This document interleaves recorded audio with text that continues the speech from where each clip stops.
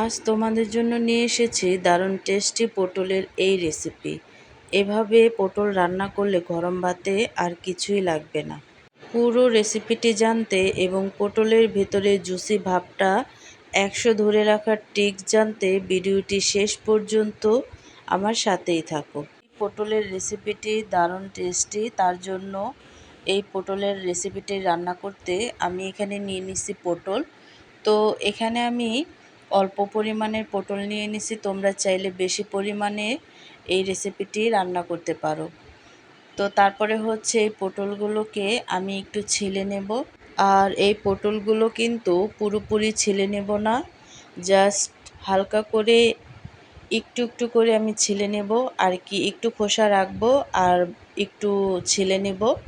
তো এইভাবে করেই কিন্তু আমি পটলগুলোকে ছিলে নিচ্ছি, তোমরা চাইলে পুরোটা ছিলে নিতে পারো। তারপর হচ্ছে এই পটলের যে বাড়তি অংশটা আছে সেটা কিন্তু একটু কেটে নেব। আর কেটে নেওয়ার পরে কিন্তু পটলের মাঝখান বরাবর আমি একটু একটু করে কেটে নেব। তো পটল যখন কাটবে তখন পটলের দুই মাথায় ছুরি দিয়ে হালকা একটু চিড়ে বা কেটে দেবে, এতে করে পেঁয়াজ মরিচের পেস্ট পটলের একদম ভেতর পর্যন্ত ঢুকবে এবং পটল কামড়ে ভেতরে থেকে জুসি বের হবে। তো দেখো আমি কিন্তু পটলগুলোকে কেটে তারপরে হচ্ছে ভালোভাবে ধুয়ে নিচ্ছি। তো ধুয়ে নেওয়ার পরে কিন্তু একটা পাত্রে আমি নিয়ে নিচ্ছি, দিয়ে দিছি স্বাদ মতো লবণ, আর হচ্ছে দিয়ে দিছি হলুদের গুঁড়ো, তারপরে হচ্ছে দিয়ে দিছি মরিচের গুঁড়ো, দিয়ে ভালোভাবে পটলগুলোকে আমি একটু মেখে নেব। তো তোমরা চাইলে কিন্তু শুধু লবণ দিয়েও এই পটলগুলোকে ভেজে নিতে পারো। তারপর হচ্ছে একটা প্যানে তেল দিছি, আর সেই তেলের মধ্যেই কিন্তু এক এক করে পটলগুলোকে আমি দিয়ে হালকা করে ভেজে নেব। তো হাই গাইস, আসসালামু আলাইকুম, welcome back to my channel. কেমন আছো তোমরা সবাই? আশা করছি ভালো আছো, আল্লাহর রহমতে আমি অনেক ভালো আছি। তো গাইস, ভিডিওটি ফার্স্ট থেকে লাস্ট পর্যন্ত দেখতে থাকো, আশা করছি ভালো লাগবে। আর ভালো লাগলে প্লিজ একটি লাইক আর একটি সাবস্ক্রাইব করে পাশে থাকবে। তো পটলগুলো ভেজে নেওয়ার পরে এখানে একটা হাঁড়ি নিয়ে নিছি, আর হাঁড়িতে দিয়ে দিছি তেল। তেলের মধ্যে অ্যাড করে দিছি পেঁয়াজের পেস্ট। তোমরা চাইলে পেঁয়াজ কুচি দিয়েও এই রেসিপিটি রান্না করতে পারো।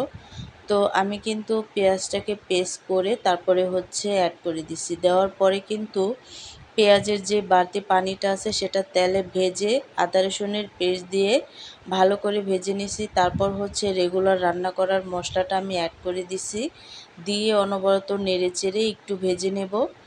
আর ভেজে নেওয়ার পরে কিন্তু অনবরত নেড়ে চেড়ে ভেজে নেওয়ার পরে এখানে আমি সামান্য একটু পানি অ্যাড করে দেবো, যাতে মশলাটা ভালোভাবে কষানো হয়। তো পেঁয়াজ মরিচের পেস্ট কষানোর সময় যদি জাস্ট 1 চিমটি চিনি বা 1 চামচ ফোটানো টক দই দিতে পারো, তবে পটলের তিতকুটে ভাবটা একদম কেটে গিয়ে বিয়েবাড়ির শাহী পটলের স্বাদ চলে আসবে। তো দেখো আমি কিন্তু মশলাটাকে ভালোভাবে কষিয়ে নিছি, আর কষানোর পর কিন্তু ফেটে তেল বের হয়ে গেছে। তো এই পর্যায়ে এসে এখানে আমি এক এক করে যে পটলটাকে ভেজে রাখছিলাম সেটা দিয়ে অনবরত নেড়ে চেড়ে নেব। তো দেখো আমি কিন্তু অনবরত নেড়ে চেড়ে এই পটলটাকে একটু কষিয়ে নেব, যেহেতু ভাজা পটল বেশি একটা কষানোর প্রয়োজন নেই। পেঁয়াজ কাঁচামরিচের পেস্টে মাখা মাখা হয়ে আমাদের আস্ত পটলের রেসিপিটা দেখতে কতটা চকমকে আর লোভনীয় হয়েছে। গরম ভাতের ওপর এই গ্রেভিটা ঢেলে মেখে খেতে যে কি দারুণ লাগবে তা তোমরা বানালেই বুঝতে পারবে। তো এখানে আমি পানি অ্যাড করে দিয়ে ভালোভাবে একটু ঢেকে দিছিলাম। ঢেকে দেওয়ার পরে কিন্তু দেখো পটলগুলো একেবারেই কিন্তু মাখা মাখা হয়ে গেছে। আর এই পর্যায়ে কিন্তু চুলার আঁচটা একেবারেই কমিয়ে রাখবে, তাহলে কিন্তু রান্না করতে অনেকটা সুবিধা হবে। তো দেখো আমি কিন্তু অনবরত নেড়েচেড়ে দিয়ে তারপরে হচ্ছে এখানে আমি অ্যাড করে দিচ্ছি ঘি। আর তোমরা যদি ঘিটা না দিতে চাও তাহলে কিন্তু বাদ দিতে পারো, এটা অপশনাল না। তো তারপরে হচ্ছে আর একটু নেড়ে চেড়ে দিচ্ছি। ঘিটা দেওয়ার পরে কিন্তু একটু ঢেকে দিতে হবে, যাতে পটলের মধ্যে ফ্লেভারটা ছড়িয়ে যায়। তারপর হচ্ছে আর একটু নেড়ে চেড়ে দিয়ে আমি তোমাদেরকে একটু কাছ থেকে দেখাচ্ছি যে কালারটা কতটা লোভনীয় হয়েছে।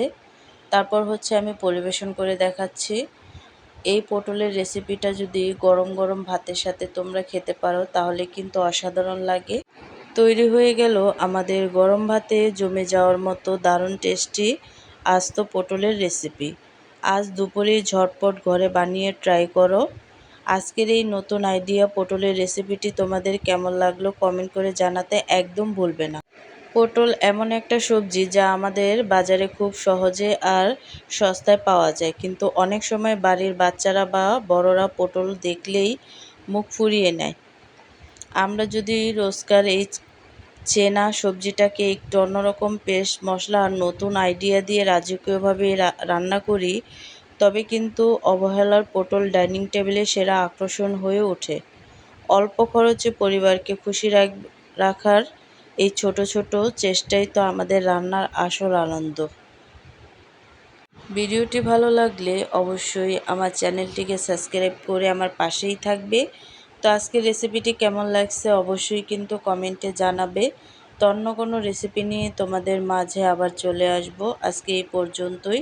সবাই সুস্থ থাকবে, ভালো থাকবে। আল্লাহ হাফেজ।